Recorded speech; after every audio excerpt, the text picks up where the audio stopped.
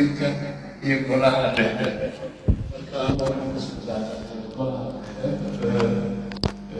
ururka takhaatiirta Soomaaliyeed oo ay xubno ka mid ah labada goloba fadhiyaan maanta nala joogaan. aad baa mahadsan tahay sagaal warbixinta ay nala siisay oo update-kii u dambeeyay guulo badan ay sheegtay la gaaray caqabado jira. caqabadadaas mashaariicda kale ee wasaaradda caafimaadka ka jira way la wadaagaan in accessibility-ga iyo meelaha la gaari karin iyo kulli way la wadaagaan. laakiin guulaha ay sheegtay waa guulo lagu farxo oo maxay dhahdaa cudurka faafidiisa iyo gudbintiisa iyo meel walba inuu gaaro impactina ku leh bulshada Soomaaliyeed in ay caafimaadkooda waxaan ognahay in sanadba sanad ka dambeysa ay yaraanayaan inta xaaladooda ee lasoo sheegayo.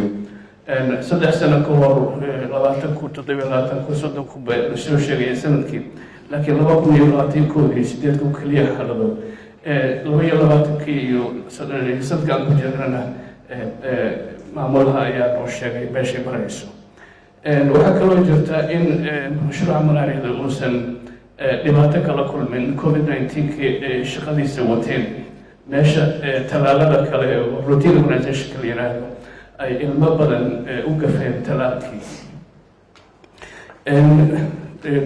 wasaaradda caafimaadka iyo mashruuca waxaa u sahlay in ay gaaraan guulahaas. waxa weeye habka ay u sameynayaan mashruuca oo ay u daryeelayaan bulshada, ay guidelines-ka iyo work plan-ka iyo objective-ka ay doonayaan hadba activity ku habboon ay u qabanayeen. marka waxaa ka mid ah mathalan early testing iyo identification of cases ay sameynayeen oo dhaqso loo daaweynayay qofkii la helo, heliduna ay sahlanayd. waxaa kaloo ka mid ahaa effective case management. hadduusan jirin case management oo si saxa loo daryeelin case-ka sahlan iyo midka siviilka ah, waxa weeyaan impactiga la sugayay lama gaarin.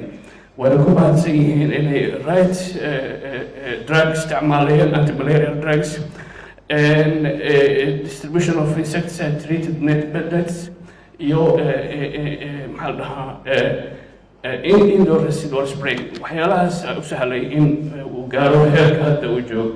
marka waa maalinta dowladda adduunka oo sanadkan waan idinku hambalyaynayaa awareness-ka in la badiyo, la tago meelo badan keliya aan ugu ekaan logic-ka keliya, laakiin IDPs-ka iyo meel walba oo bulshada laga heli karo invest, innovate and implement.